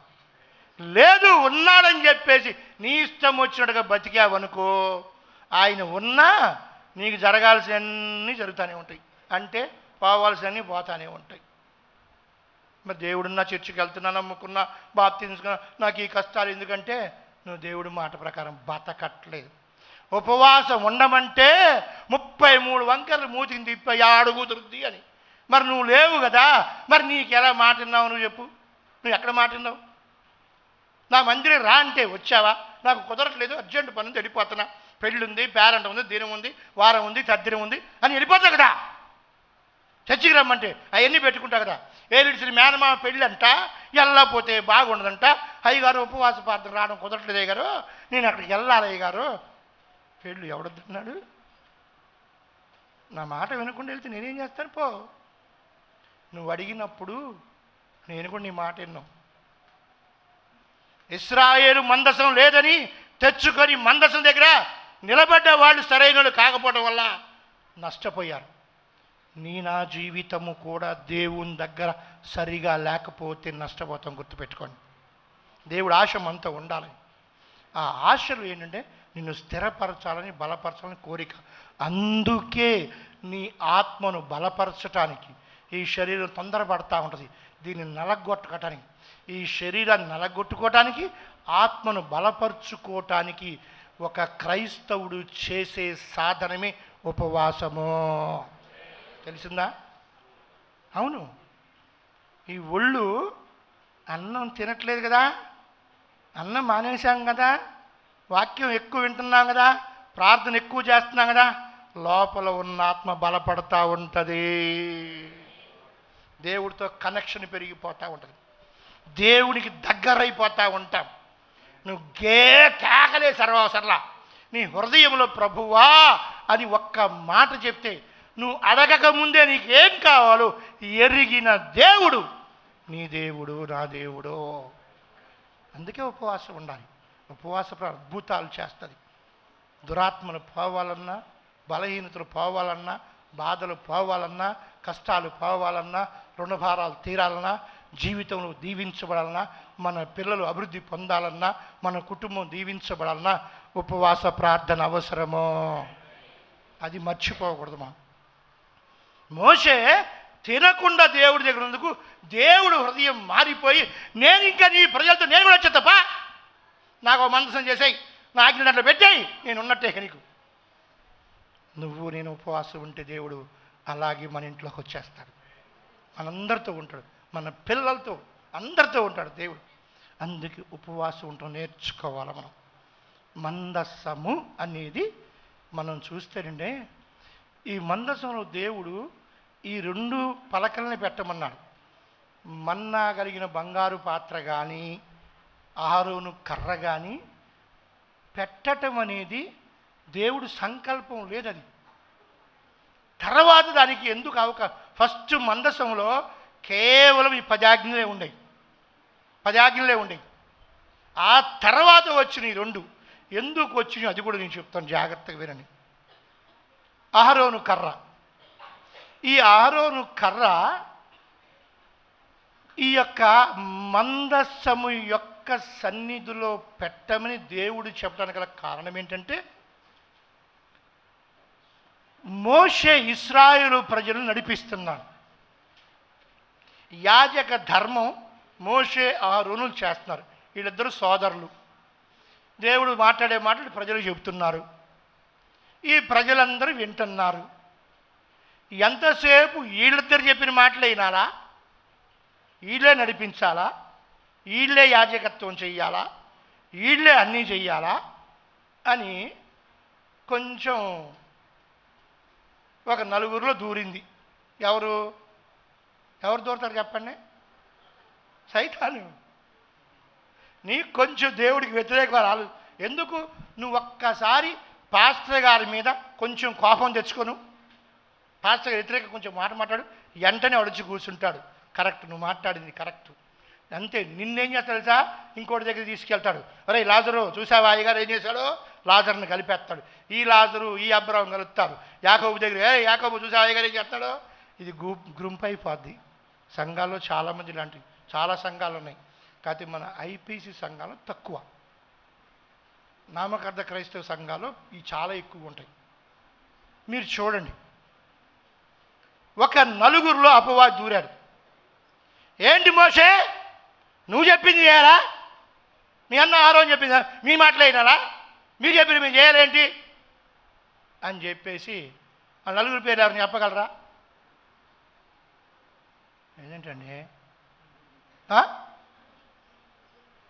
ఐపీసీలో పురాతనమైన సంఘం ఇది, గుర్తుపెట్టుకోండి. మన పూర్వీకులు స్థాపించిన సంఘాలు ఇవి. అమ్మా కొరహు, అమ్మా అభిరాము, రైట్. దాతాను, రైట్. నాలుగోడు ఓను అనేవాడు. ఈ నలుగురు కలిసి ఎంత బ్యాచ్ని తయారు చేశారు? మీకు 250 మందిని తయారు చేశారు. చూసారా? పక్కన పోడు ఎప్పుడు నేనే నరకానికి పోవాలా? సైతాన్ అనుకుంటా నేను ఎందుకు పోవాలి? నాతో కూడా కొంతమంది తీసుకెళ్తా అది సవాల్ చేస్తుంది. అందుకే సంఘాల్లో దూరి ఎవడు దొరుకుతాడని చూస్తుంది.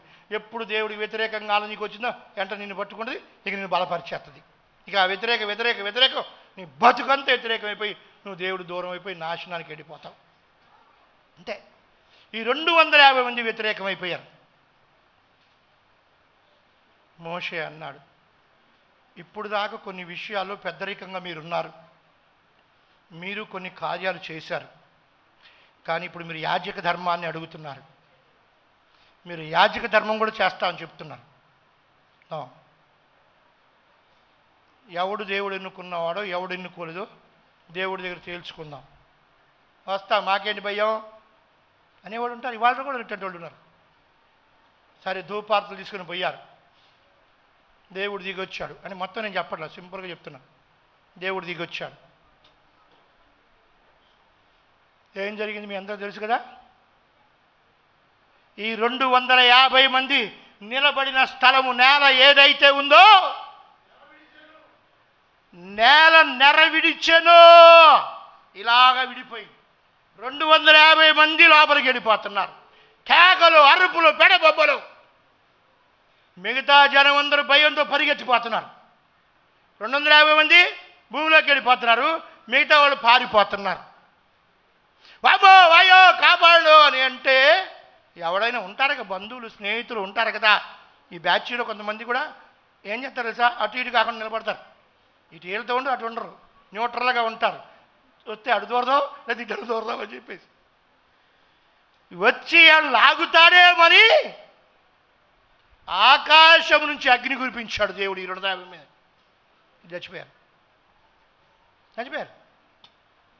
ప్రజలకు భయం వణుకు వచ్చేసింది. భయం వణుకు వచ్చిందంటే కొంతమంది మారరు.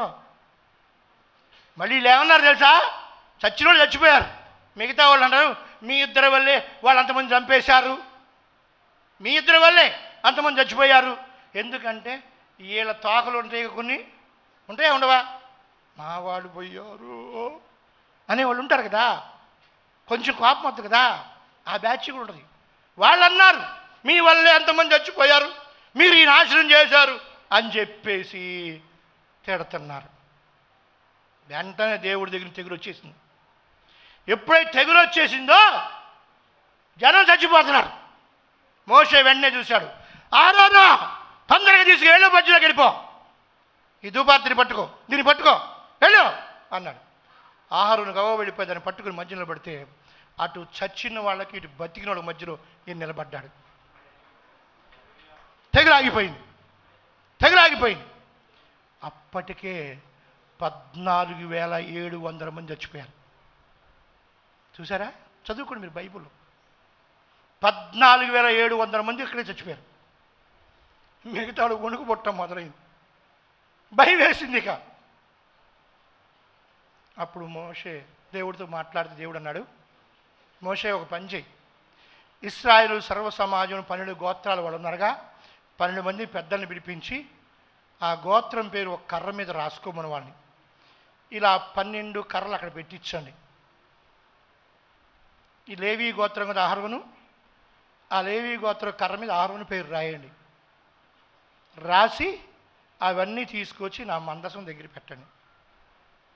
దేవునికి స్తోత్రం. పెట్టేశారు, తాళం వేసి వెళ్ళిపోయారు. పొద్దున్నే వచ్చి చూశారు. పొద్దున్నే తాళం తీసి చూడగానే అన్ని కర్రలు అలాగే ఉన్నాయి. ఒక్క కర్ర, అహరోను కర్ర ఉన్నదే, అది చిగురించి బాదము పువ్వులు పూసి కాయలు కూడా కాసిందంట. కాసినప్పుడు అప్పుడు దేవుడు మోషేతో మాట్లాడితే మోషే ఆ కర్రను, ఆ అహరోను కర్రను సంఖ్యాకాండము 17వ అధ్యాయము 10వ వచనం చూడండి ఒకసారి. అమ్మా కొంచెం గట్టిగా చదవండి.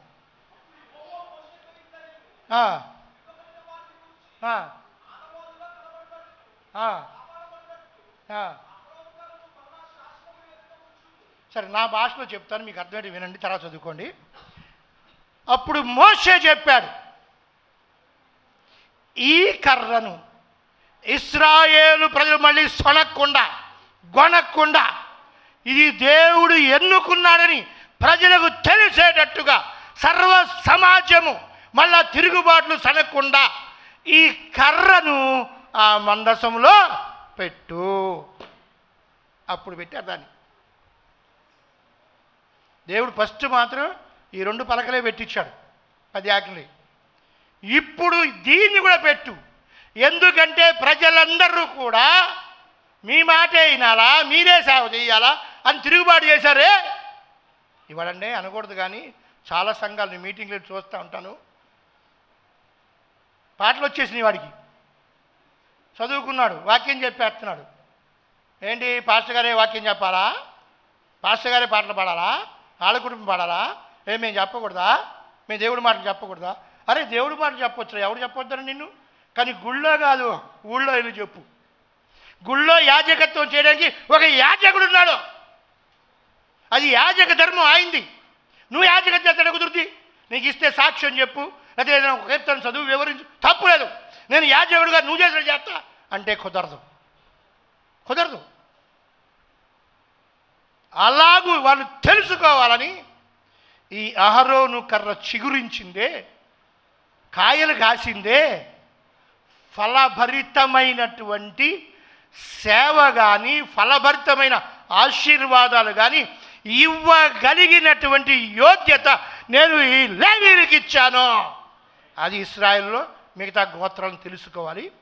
ఇప్పుడు వీడు నాతో నీ సేవలో, అంటే ఇండైరెక్ట్గా చెప్పాలంటే ఆజ్ఞలు దేవుడివి అయినట్టుగా, అలాగే ఈ అహరోను కర్ర అంటే అహరోను వంశము జరిగించే పరిచర్య కూడా దేవుడిదే అని దాంట్లో పెట్టించాడు. అలాగూ అహరోను కర్ర ఆ మందసంలోకి వచ్చింది. మరి మన్నా గల బంగారు పాత్ర ఒకటి ఉందిగా, అది ఎలాగొచ్చింది? మన్నా కలిగిన బంగారు పాత్ర నిర్గమాకాండంలో 16వ అధ్యాయం రండి.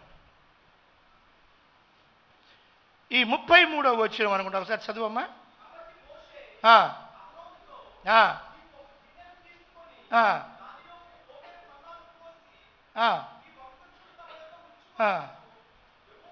మీరు చదువుకోండి అక్కడ, తర్వాత నేను చెప్తా వినండి.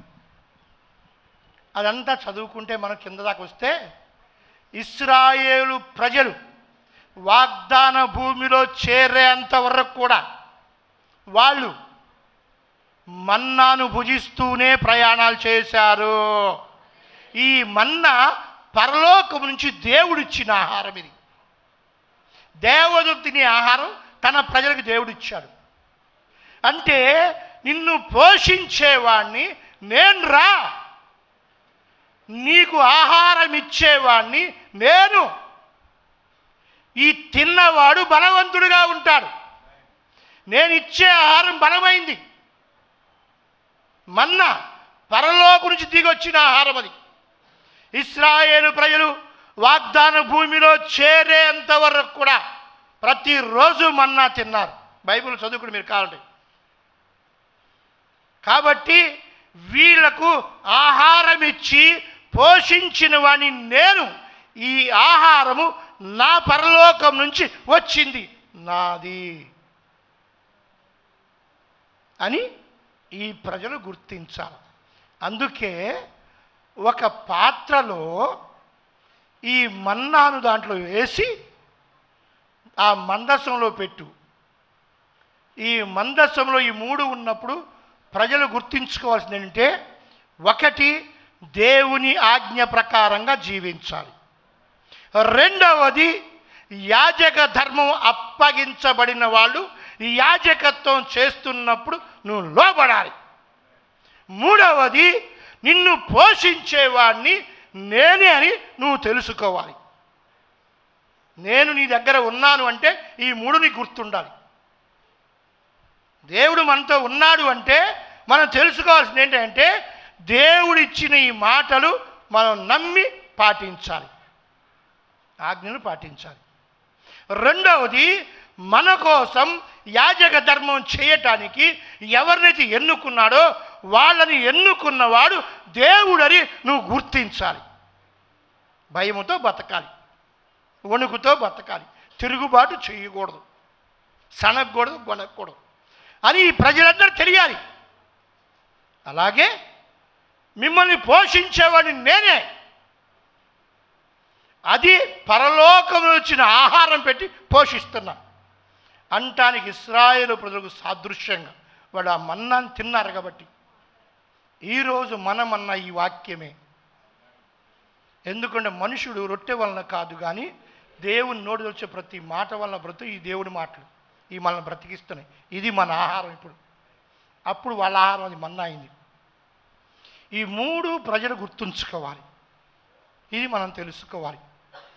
అందుకే ఈ రెండు కూడా మందసంలోకి వెళ్ళినాయి. ఇప్పుడు ఒక డౌటు, ఇప్పుడు మందసం ఉందా? ఉందా? మందసం ఉందా? ఉందా?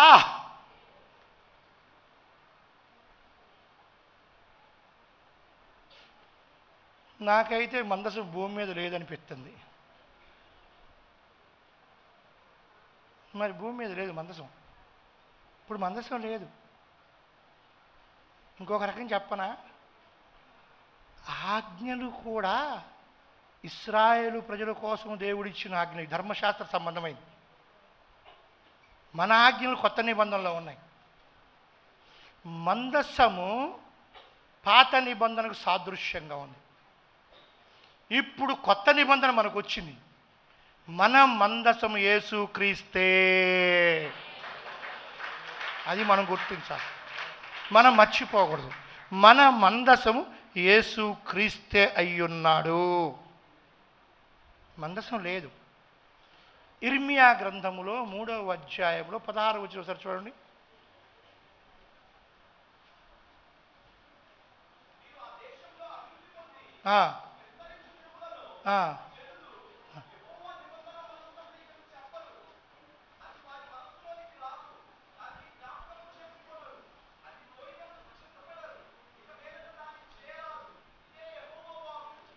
హలో, అర్థమైందా? చదువుకోండి మీరు బైబిల్.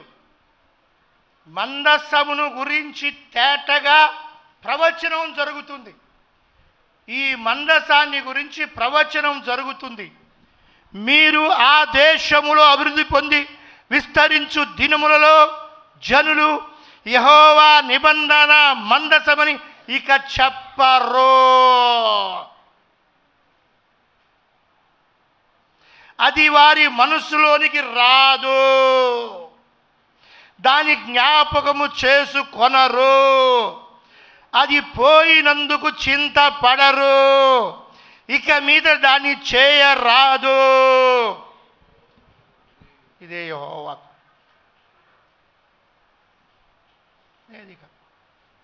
ఇక లేదు మందసం.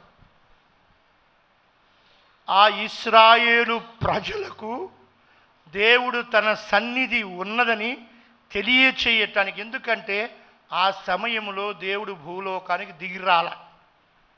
ప్రత్యక్షమయ్యి పరలోకము నుండి మేఘములోను గాలిలో ఎలా ప్రత్యక్షమై స్వరం వినిపించేవాడు. కాబట్టి వాళ్లకు సాదృశ్యంగా ఒక మందసాన్ని పెట్టి నేను ఉన్నాను అని చెప్పి ప్రజలకు ధైర్యం కలిగించి మందసములో దేవుడు ప్రయాణం చేశాడు వాళ్ళతో పాటు. తర్వాత ప్రజలు ఈ మందసాన్ని మర్చిపోతారు.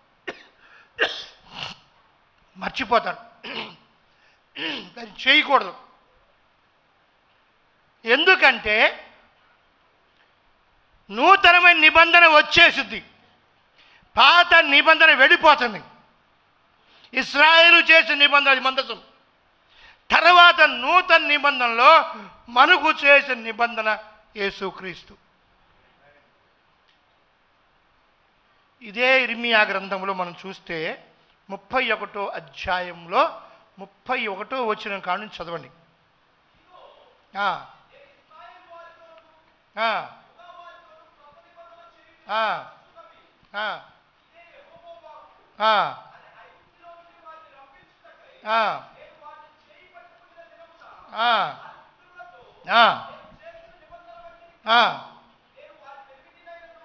ముప్పై 33వ చదువుతున్నామండి.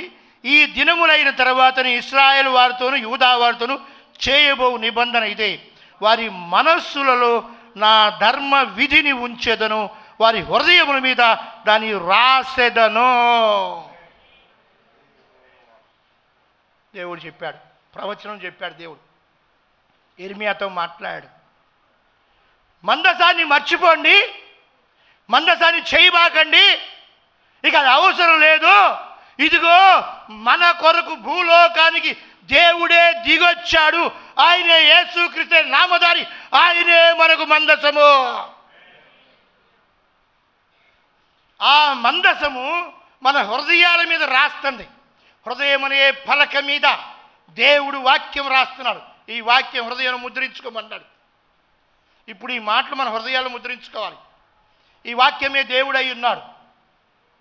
ఒకడు నా మాట గైకొంటే వాడు ఎంత బలవంతుడో, ఎలా ఇల్లు కట్టాడో అవన్నీ మా బైబిల్ చదివాం మనం.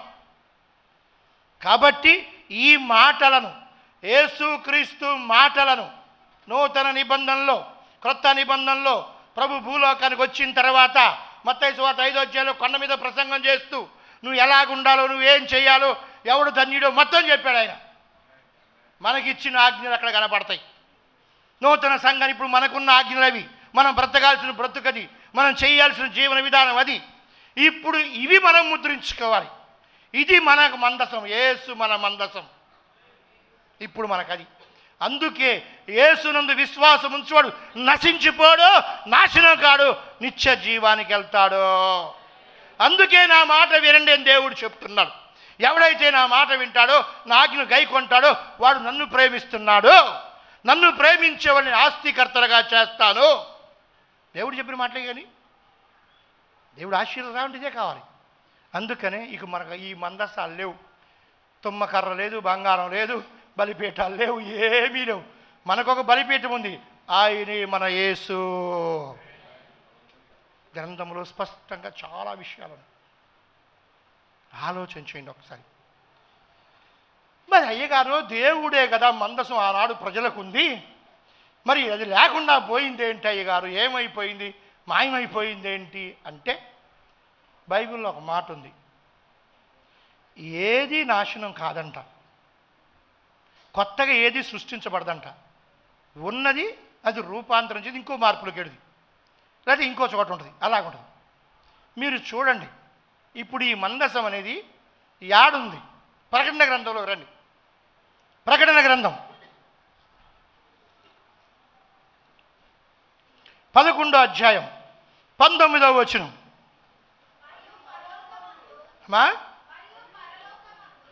మరియు పరలోకమందు అమ్మా దేవుని ఆలయము తెరవబడగా ఏం కనపడింది? అక్కడ ఏం కనపడింది?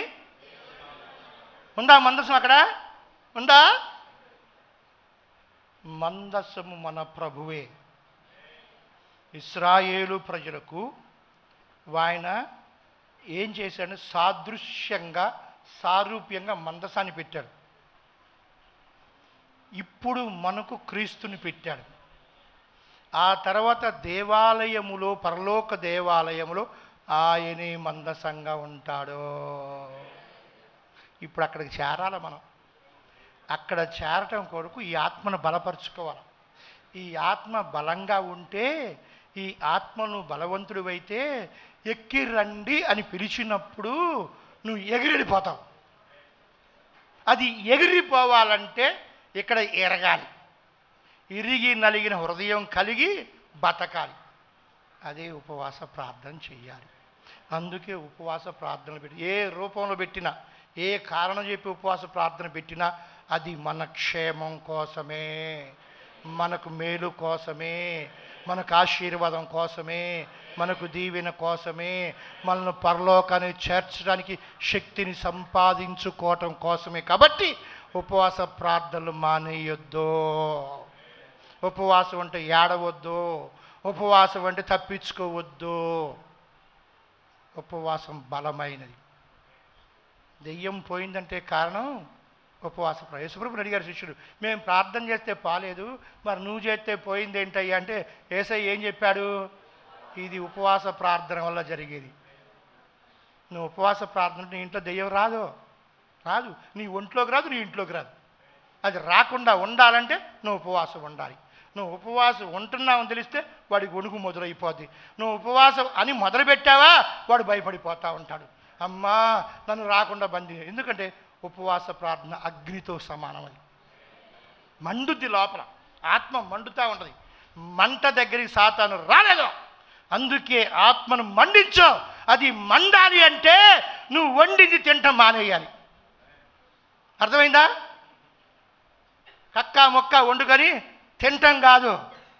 ఈ వాక్యమనే ఆహారాన్ని ఇలా దైవజనులను పిలిపించినప్పుడు, మీ దైవజనులను బోధించినప్పుడు ఉపవాసంలో విని మండి మంటతో బ్రతికి సాతాను తరిమేసి నువ్వు దీవించబడి పరలోకానికి చేరాలి. అలాగూ చేసేదే ఉపవాస ప్రార్థన. గుర్తు. ఎవరైతే ఉపవాసం ఉంటున్నారో, మోషే తినకుండా దేవుడితో గడిపినందుకు దేవుడు సంతోషించి ఎలాగైతే సమాజంలోకి వచ్చేసాడో, ఎవరైతే ఉపవాసం ఉండి దేవాలయానికి వచ్చి దేవుడు మాటలు వింటున్నారో, ఉపవాసం ఉన్న వాళ్ళతో కలిసి వాళ్ళ కుటుంబంలో దేవుడు వస్తాడో. ఇది గుర్తుంచుకొని దేవుడు ఈ మాటలను దీవించునుగాక. అందరికీ వందనాలండి. మా కోసం ప్రార్థన చేయండి. మాకు వరద వచ్చి మా సంఘస్థులందరూ ఇల్లు మునిగిపోయింది. నాకైతే ఏం నష్టం కలగల, నాకేం కష్టం, కానీ మా బిడ్డలు నష్టపోయారు. మీరు ప్రార్థన చేయండి చాలు. తొందరగా కోలుకోవాలని, దేవుడు వాళ్ళకి సహాయం చేయాలని మీరందరూ ప్రార్థన చేయండి. దేవుడు మీ అందరిని దీవించునుగాక. ఈ సమయం ఇచ్చిన అయ్యగారు చాలా చాలా వందనాలు అయ్యగారు. ప్రార్థన చేసుకుందాం. సర్వాధికారి, సర్వశక్తిమంతుడా, బలవంతుడా, గొప్ప దేవుడా, మీకు వందనాలు చెల్లిస్తున్నాం మా ప్రభువా, మా తండ్రి. ఇదిగో నాయనా, ఈ ఉపవాస దినాల్లో ప్రభువా మాతో మాట్లాడిన దేవుడా మీకు వందనాలు.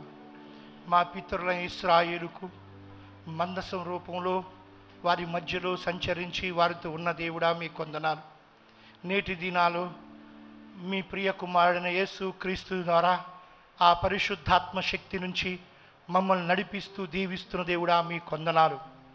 మేము పరలోకం చేరినప్పుడు, దేవాలయంలో గడిపినప్పుడు అసలైన మందసంగా మిమ్మల్ని చూసే దినములో మేము ఉంటాం నాయన. అలాంటి కృపకు చేరినట్లుగా, అలాంటి భక్తి పరులుగా, ప్రార్థనా పరులుగా, బలవంతులుగా మారటం కొరకు తండ్రి దైవజనుల ద్వారా ఏర్పాటు చేయబడినటువంటి ఉపవాస దినాలను బట్టి మీకు వందనాలు చెల్లిస్తున్నాం ప్రభువా. ఉపవాసం నాయన తండ్రి ఆశీర్వాదాన్ని ఇచ్చి ఐశ్వర్యం కూడా ఇస్తుంది నాయన. దుష్టుడి నుంచి దూరపరుచుద్ది, బలహీనత నుంచి విడిచిపెట్టుద్ది.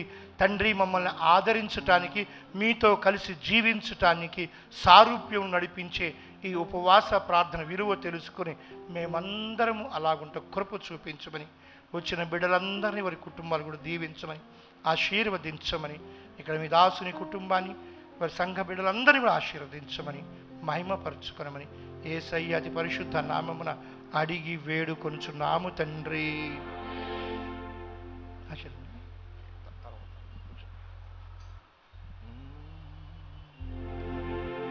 Praise the Lord. మన మధ్యకి మనోజ్ వచ్చాడు. కరెక్ట్గా ఈ రోజుకి సంవత్సరం కరెంట్ షాక్తో భయంకరమైన మరణాపాయ స్థితిలోకి వెళ్ళి లాజరు బయటకు వచ్చినట్లుగా మనోజ్ బయటకు వచ్చాడు. ఈరోజు మొట్టమొదటిగా మందిరానికి వచ్చాడు. చప్పలు కొట్టి స్తోత్రాలు చెల్లించుకుని నీ ప్రేమే నన్ను ఆదరించాను. బలసూచకమైన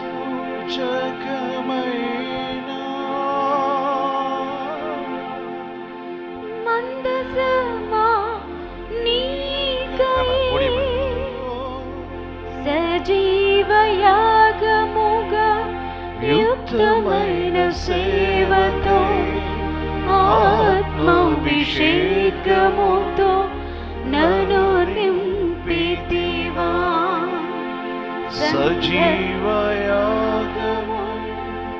యుక్తమైన సేవకై ఆత్మాభిషేకముతో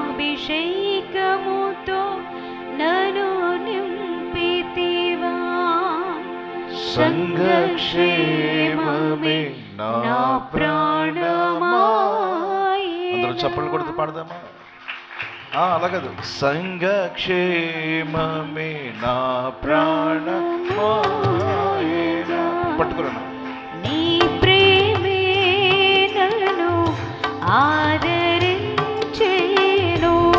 యేసయ్యా నీ ప్రేమే పాడాలి. నన్ను ఆదరించెను. మరొకసారి. సమయోచితమైన నీ కృపయే నన్ను కాచి కాపాడెను. నీ కృపయే కాచి కాపాడెను. మరొకసారి. సమయోచితమైన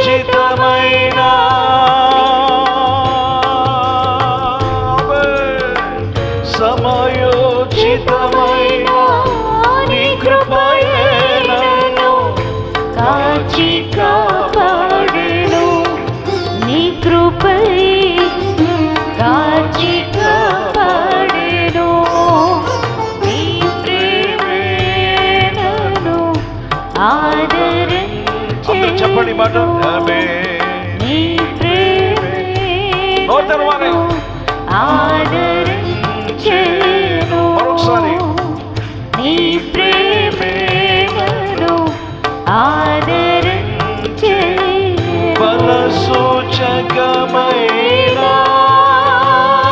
మందసమా మందసమా నీకై బలసూచకమైన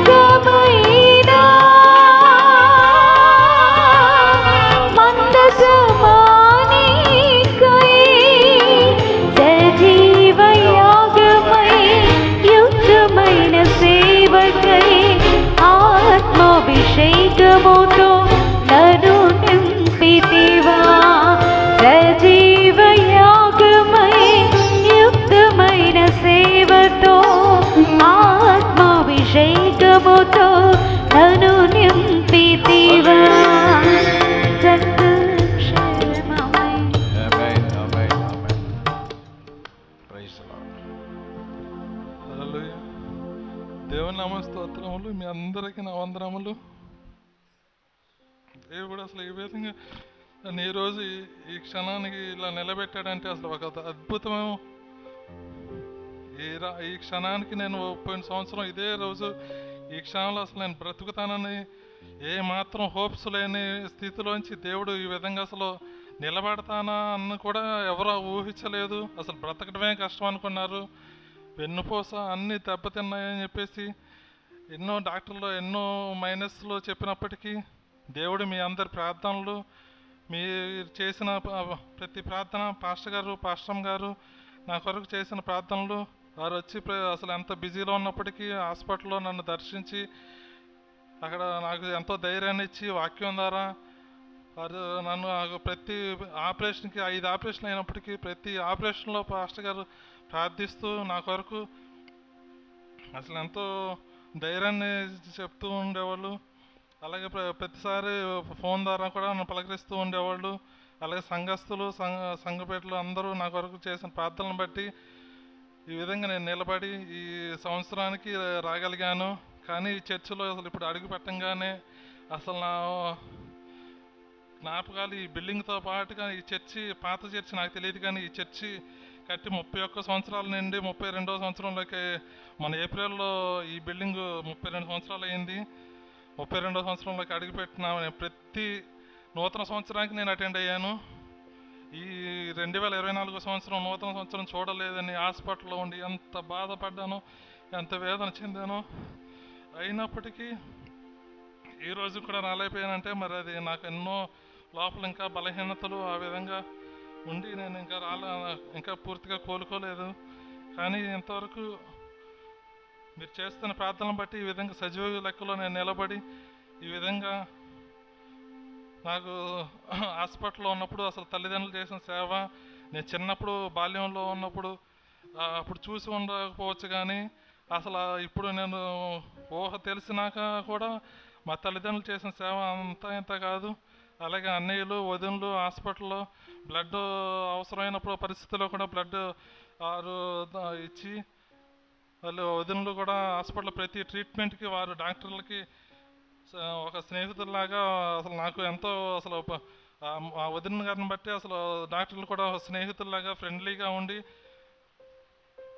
అలా ప్రతి ఒక్కరూ నన్ను అక్కడ చక్కగా ఆదరించబట్టి నేను ఈ విధంగా మీ మధ్యలో నిలబడటానికి, ఈ విధంగా నిలబడి సాక్ష్యం చెప్పడానికి దేవుడు ఈ సంవత్సరానికి ఈ విధంగా నన్ను తీసుకొచ్చి సంఘంలో సాక్షిగా నిలబెట్టినందుకు దేవాదేవునికి స్తుతి, మహిమ, ఘనత, ప్రభావం చెల్లిస్తున్నాను.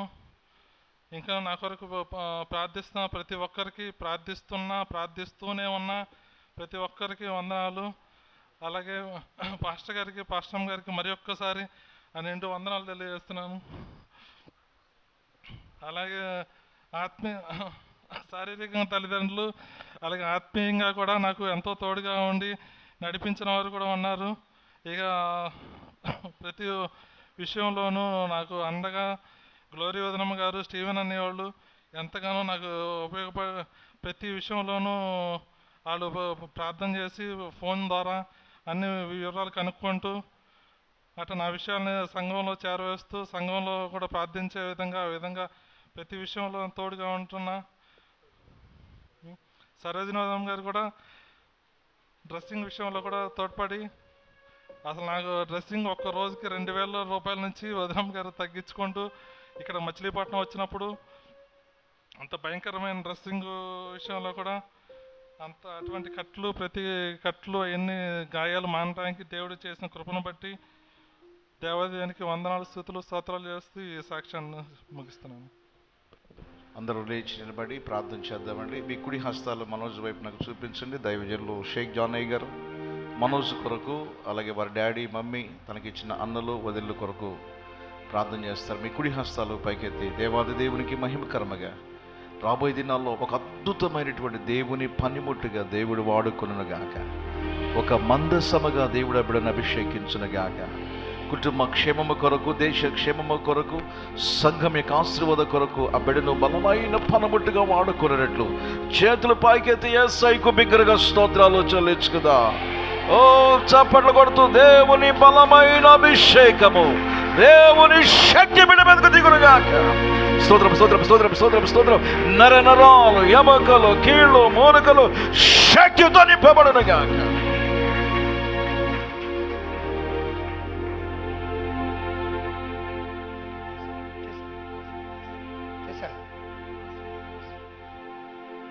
ఆశీర్వాదం తీసుకుందాం.